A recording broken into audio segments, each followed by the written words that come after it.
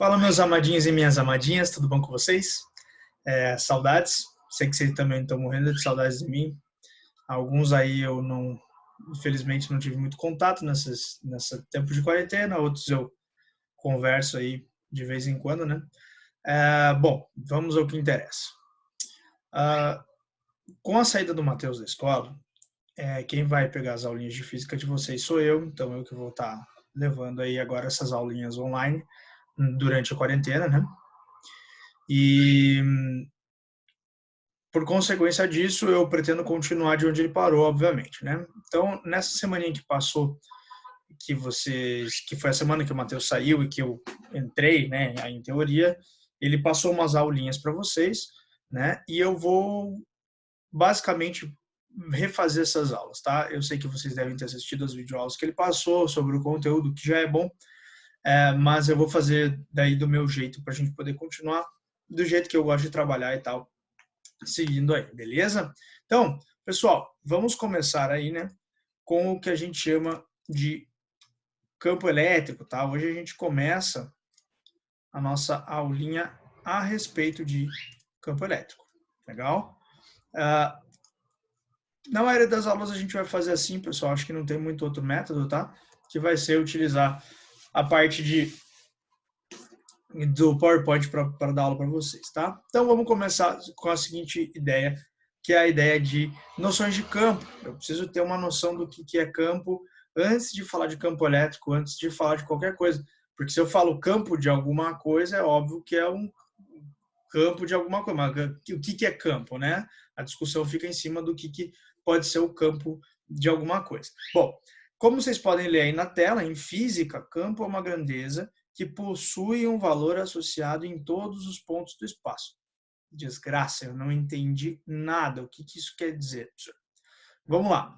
A ideia de campo, pessoal, está relacionada a por exemplo, uma possível ação que algo possa fazer. Caramba, ainda não entendi a ideia. Vamos imaginar o seguinte, que o campo mais famoso que a gente tem é o campo gravitacional, tá? Então, para que a gravidade haja, ela tem um campo e esse campo vai fazer alguma coisa, que no caso do campo gravitacional é a força-peso. Tá? A gente já vai falar mais especificamente do campo gravitacional. Então, o que você precisa saber inicialmente de campo? Primeira coisa é que é uma grandeza vetorial.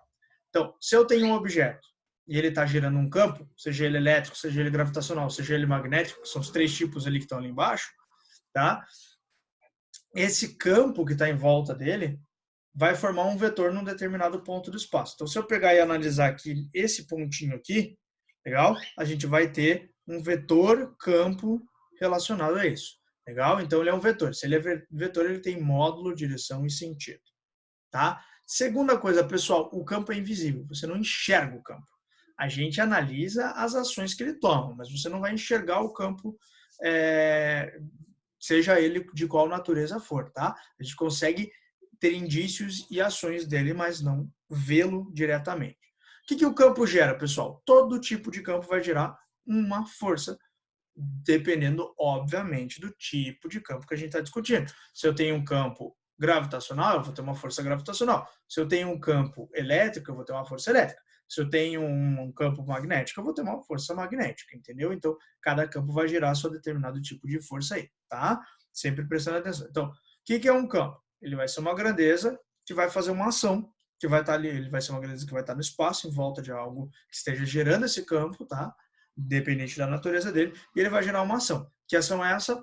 Uma força que está sendo feita ali num objeto, tá? Então, ó, vamos começar falando um pouquinho do campo gravitacional, que é algo que vocês já conhecem desde o ano passado, que vocês já estão careca de saber como é que funciona, e aí a partir do campo gravitacional a gente vai fazer analogia para o campo elétrico, tá? Então, o campo gravitacional, pessoal, ele é um campo de forças, né, que está atuando numa massa determinada. Então, por exemplo, na Terra que nós temos aqui desenhada, em volta dela eu tenho o campo de força dela, que é o campo gravitacional.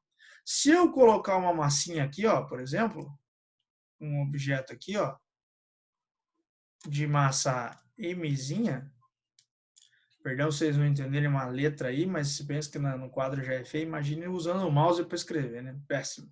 Mas veja, Se eu vejo, se eu coloco uma massinha aqui próxima à Terra, ela vai sofrer a ação do campo gravitacional. Ou seja, se eu tenho um campo gravitacional, não necessariamente ele vai gerar uma força, tá vendo? Para que gere uma força, eu preciso colocar uma outra massa ali. Vocês estão carecas de saber já que a força gravitacional, ela vai ser G, irmão, eminho, sobre a distância ao quadrado. Esse cara já foi conversado com vocês sobre ele, provavelmente aí. O Matheus já falou disso com vocês, né? E veja, a força gravitacional, ela necessita da massa e da massa, legal? Mas o campo gravitacional, pessoal, ele vai ser gerado apenas por uma das massas, né? Então, por exemplo, nesse caso, a Terra é a geradora do nosso campo, legal? Se eu não colocar nada em volta dela, não vai ter força, mas o campo gravitacional está lá ainda, legal? Não esquece disso. O campo gravitacional está lá, independente da massinha ser ou não colocada ali naquela determinada situação. O que isso vai gerar, pessoal?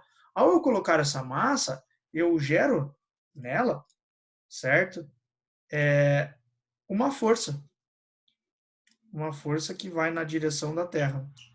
E a gente chama essa força de força peso, né? Então, como é que eu defino aí o campo gravitacional? O campo gravitacional, dado pela letra Gzinho, é definido pela força gravitacional dividido pela massa, certo? Então, pela massa do corpo. Então, o campo gravitacional vai ser a força que o campo exerce dividido pela massa que está sendo colocada ali. O nome dessa força, pessoal, vocês já conhecem, a força peso, né? E aqui, se você passasse a massa para cá, ó, multiplicando, perdão, a gravidade, você teria o que a gente já está acostumado com P igual a M vezes G, tá? Então, essa é a ideia de campo gravitacional. É uma ação, é um campo que está ali, ele está existindo, independente de ter ou não outro corpo, mas se eu vou lá e coloco um outro corpo, a influência, a ação desse campo é gerar uma força sobre aquela determinada massa. E no campo elétrico, como é que fica? A ideia é semelhante, galera. A ideia é bem semelhante, tá? Então, o campo elétrico ele é definido pela força elétrica dividido pela carga elétrica. Ué, veja a relação. Se lá quando a gente falava de campo gravitacional, eu fazia a força gravitacional dividido pela massa, aqui a natureza é elétrica. E quem tem natureza elétrica, quem tem as ações elétricas, são as cargas, né? Então, o campo elétrico, dado pela letra E, nada mais é do que a força elétrica pela carga, tá? Beleza? Detalhe, pessoal, a gente chama essa carga Qzinho de carga de prova, tá? Porque ela é utilizada literalmente para a gente saber quanto vale aquele campo elétrico, tá? Quanto vale aquela determinada relação ali. Obviamente, quanto maior o campo elétrico para uma determinada carga, maior vai ser a força elétrica que ela vai sofrer, né? Então é importante aqui, ó, vocês repararem que é bem parecido, né? Eu coloquei uma carga elétrica negativa aqui, uma carga elétrica positiva aqui, né? Qzão, Qzinho é a carga de prova, né? Certo? E veja, a carga elétrica positiva e negativa se atraem, né? Então, na ação do campo elétrico gerado pela carga positiva Qzão, legal? Veja só, eu tenho campo elétrico mesmo se eu não colocar a carga de prova. Ele está lá, ele existe. Quando eu coloco a carga de prova, a ação desse campo elétrico é gerar uma força elétrica, que nesse caso é atrativa. O que é importante, porque o campo gravitacional, pessoal, ele é apenas de atração. Mas o campo elétrico pode gerar também forças de repulsão entre essas cargas, né? A gente já estudou isso nos princípios da eletrostática. Bom, como é que funciona o campo elétrico? O que ele faz, né? Onde vive, o que comem, no Globo Repórter, sexta-feira. Então, veja, como é que funciona o campo elétrico gerado pelas cargas pontiformes, gente. Importantíssimo, a gente vai usar bastante isso daí, tá? Quando eu vou determinar o campo elétrico, ele vai depender diretamente da distância que eu dou da carga. Quanto mais próximo da carga eu estou, mais forte vai ser o campo elétrico. Quanto mais longe, menos forte, ou seja, sendo mais correto aqui, né? Menos intenso é o campo elétrico, né? Então, se a nossa carga aqui for positiva, pessoal, o que a gente chama de vetor campo elétrico. O que é o vetor campo elétrico? Sou eu medindo o campo elétrico em um determinado ponto. Então, ó, no nosso exemplo aqui, eu tenho a carga Qzão aqui, né? E eu tenho o ponto P. Eu vou medir o campo elétrico no ponto P. Eu preciso colocar uma carga ali? Não, o campo elétrico está lá independente. Legal? A gente coloca a carga para medir esse campo elétrico, mas eu não preciso. Eu posso apenas pegar o ponto P como um ponto qualquer ali no espaço, tá? Então, se eu pegar o ponto P, aquela carga Q positiva que está ali, ela vai gerar um campo elétrico de uma determinada intensidade lá, que eu chamo de E. Se a carga for positiva, esse campo elétrico vai estar sempre apontando para longe da carga. Por exemplo, se eu medir aqui, ó, o campo elétrico, eu vou ter um determinado vetor campo elétrico que vai estar com certeza saindo, né? Então, por exemplo, se eu chamar aqui de EP, sei lá, eu vou chamar aqui de ER, só o nome, né? Que eu chamei aqui de ponto R. Então, veja, o que está acontecendo aqui? Eu estou medindo o campo elétrico num outro ponto. Ele vai sempre estar saindo. Se eu medisse aqui, ó, como é que seria? Seria um vetor, opa, perdão, fiz meio torto. Seria um vetor saindo também, né, gente? Da mesma maneira, ó. Tá? Então, o nosso campo elétrico aqui vai estar sempre saindo da nossa carga aqui, independentemente de qualquer coisa, ele vai ser positivo. O que define o tamanho da minha flecha? Ué, a distância. A gente já vai ver por que é a distância. Quanto mais próximo, mais forte. Quanto mais longe, mais fraco. Portanto, quanto mais próximo, maior a flecha. Quanto mais distante, menor a flechinha aí do vetor campo elétrico, tá? Então, eu vou medir no ponto a ponto.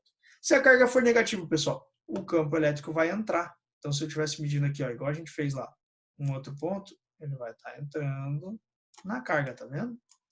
Sempre assim, tá? Sempre, sempre, sempre. Se eu pego um determinado ponto, se a carga for negativa, o vetor campo está na direção dela. Se ela for positiva, o vetor campo está fugindo dela, tá? Grava isso daí, que vai ser bem importante para as nossas aulinhas aí, tá? Então, o vetor campo elétrico funciona dessa maneira.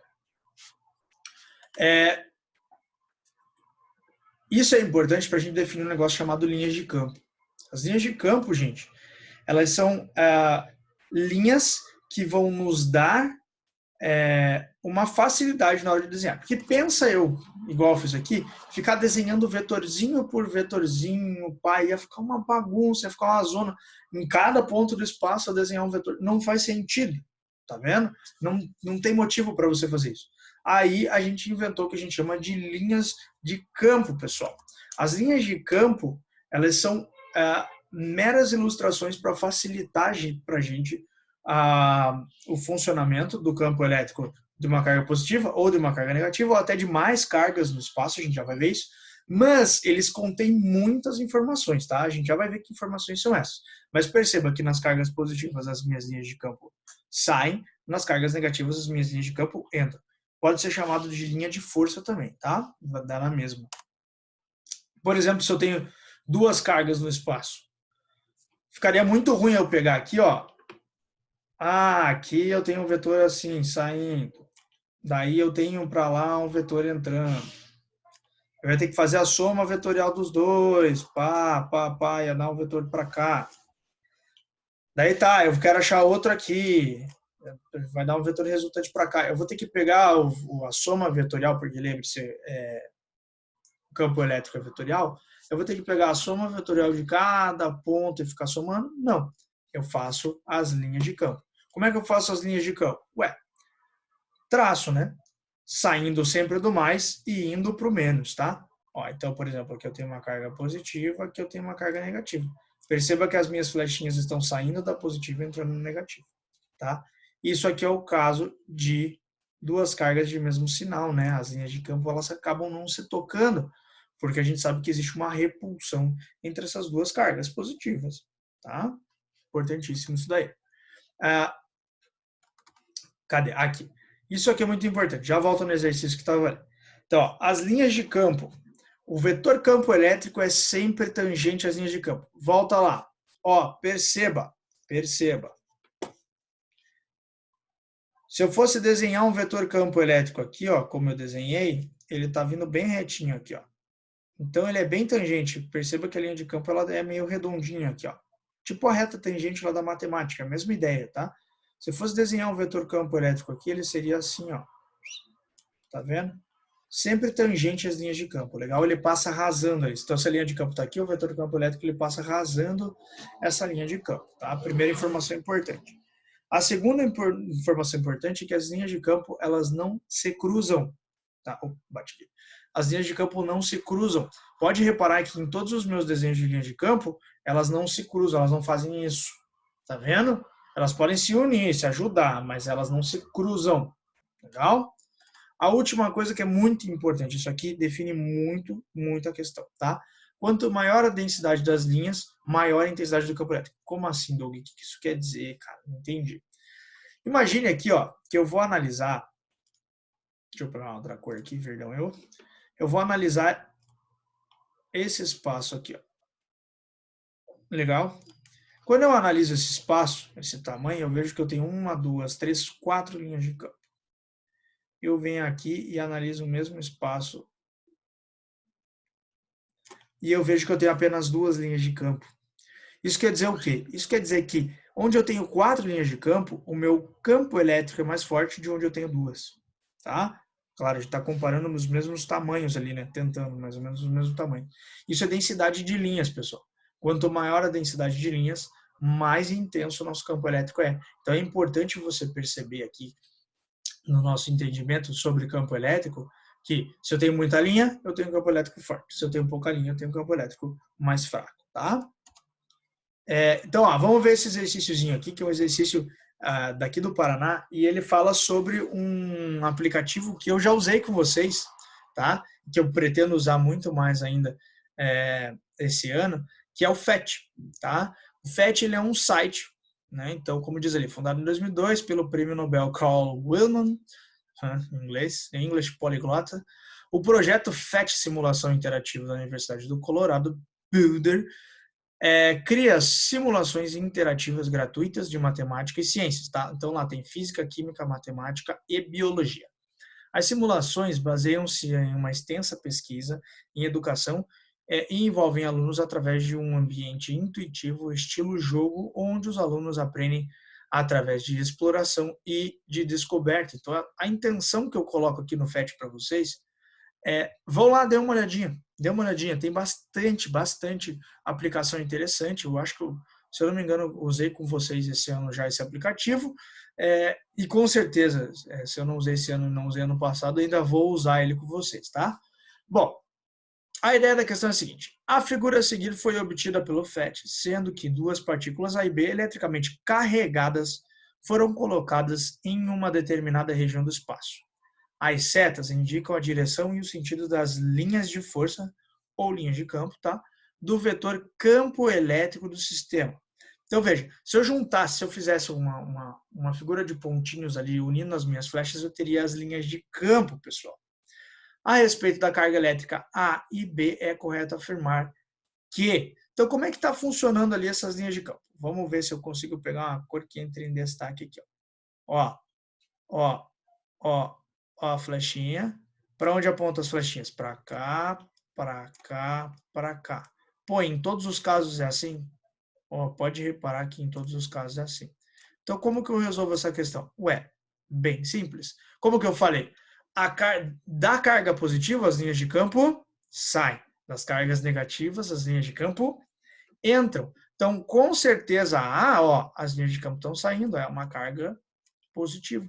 E com certeza, a carga B, as linhas de campo estão entrando, então a carga vai ser negativa. Por isso, você tem que marcar qual lá? A é eletricamente positiva e B eletricamente negativa. Marca D de Doug, como sempre, né? É impressionante. Legal? Então, essa é a ideia das linhas de campo do campo elétrico que nós temos aí. Tá?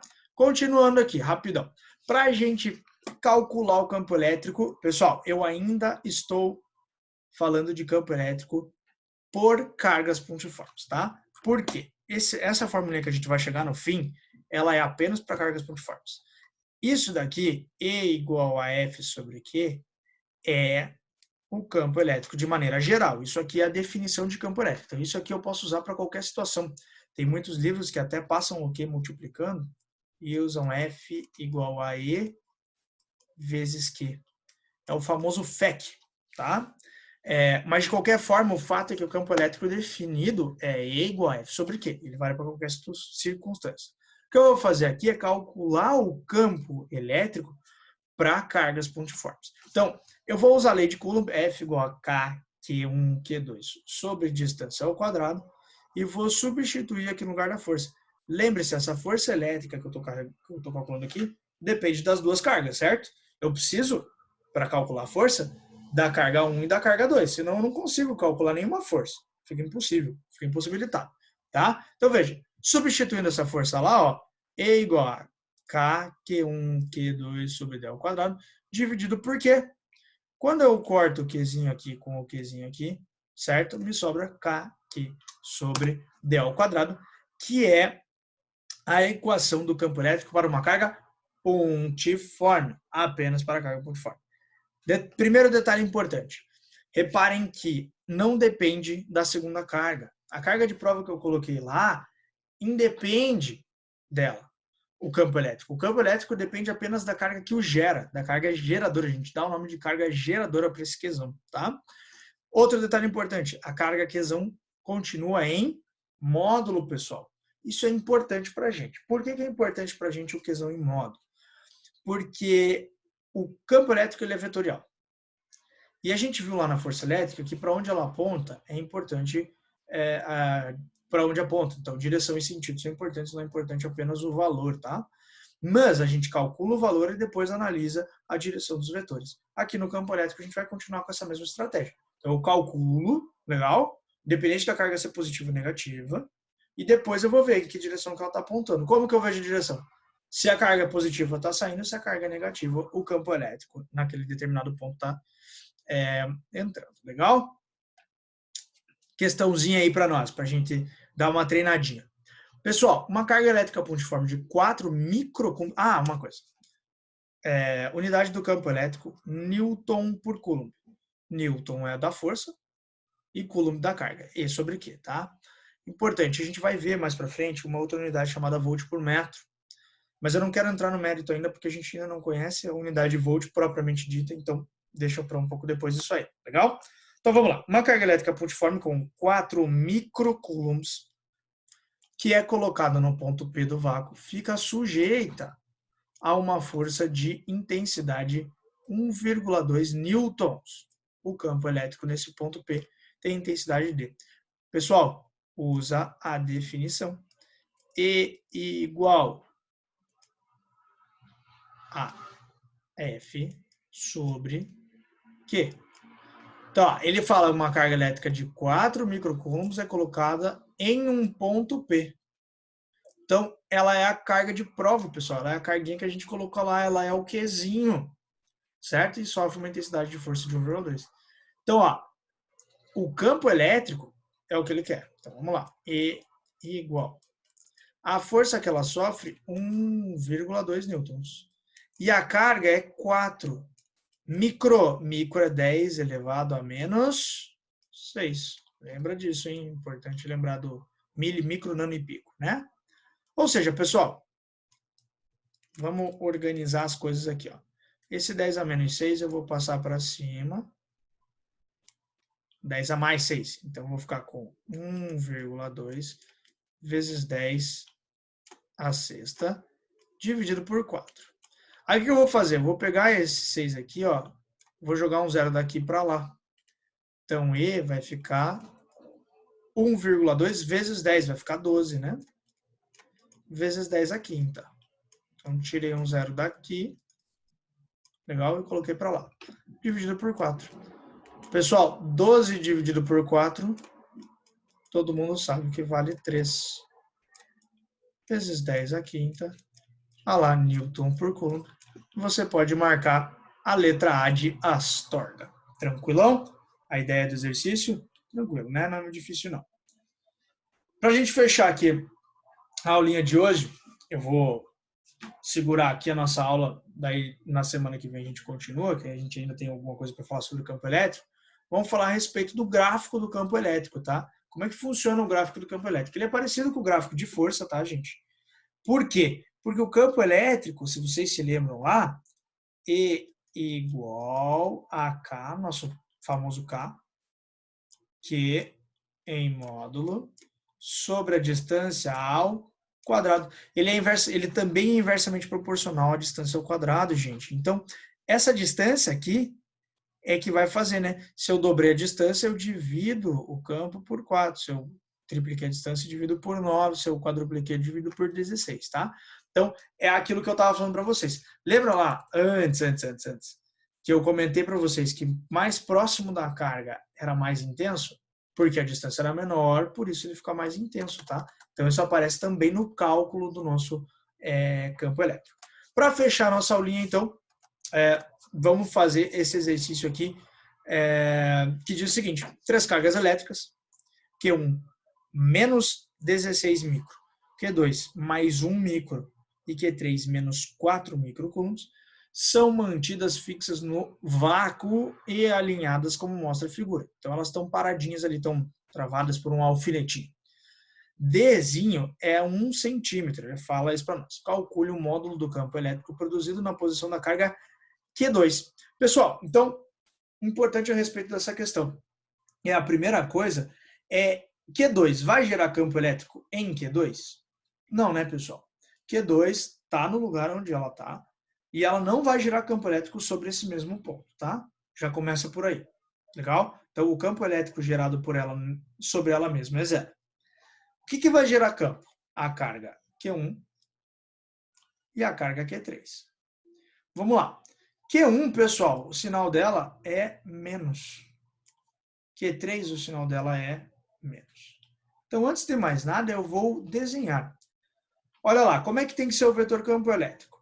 Então, ó, partindo aqui de Q2. Se 1 é negativo, o campo elétrico de 1 é apontando para 1.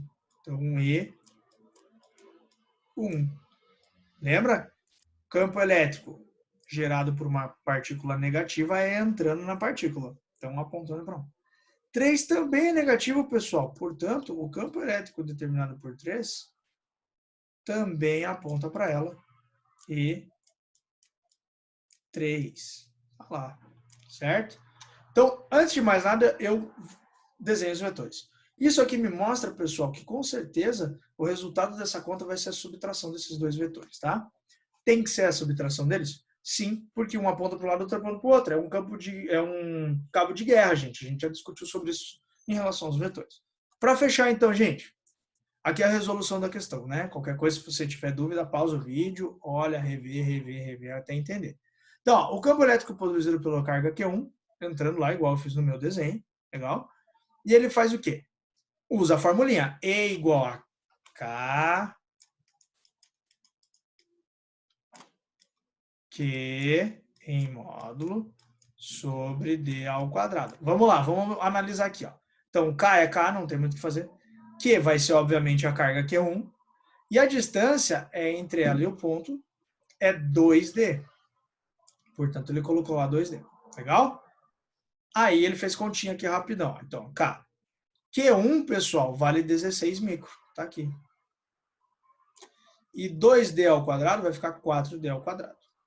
Beleza? Ele deixou assim, ó. Ele nem substituiu o D aqui. Ele só deixou E1 igual a 4K sobre D ao quadrado. Legal? Horizontal e para a esquerda. O campo elétrico de 2 é 0, como eu falei para vocês, então não vai influenciar. E agora o 3, olha lá, ó, a flechinha que ele fez igual a minha, tá vendo? Então, jogou os dados de novo, na mesma fórmula, ó, K, Q3 sobre D ao quadrado, porque agora a distância não é mais 2D, ó, é D apenas. Então, em cima, a carga Q3 vale 4, não vale 16, cuidado, o valor da carga mudou, a gente está usando outra carga. Então, a carga vale 4 micro e a distância ficou D ao quadrado lá. Portanto, E3 ficou 4K sobre D ao quadrado. Pessoal, eles são iguais, não são? Os valores são iguais. E1 é igual a E3. Só que E1 é para um lado e E3 é para o outro. O que acontece se eu estou fazendo uma força para a direita e outra pessoa está fazendo uma mesma força para a esquerda? Não fica parado o objeto? Então, o vetor campo elétrico aqui, ó, se eu for pensar em soma de vetores, né, o vetor campo elétrico vai dar 0. Certo? Pessoal, então, ó, terminamos por aqui essa primeira aulinha nossa, legal? Eu quero que vocês assistam, depois que vocês fizerem os exercícios que eu vou passar para vocês fazerem e tudo, vocês vão me dar um feedback do que vocês acharam disso, e a gente sempre vai tentando mudar e melhorar para vocês o máximo possível, legal? Gente, saudades, beijão, até!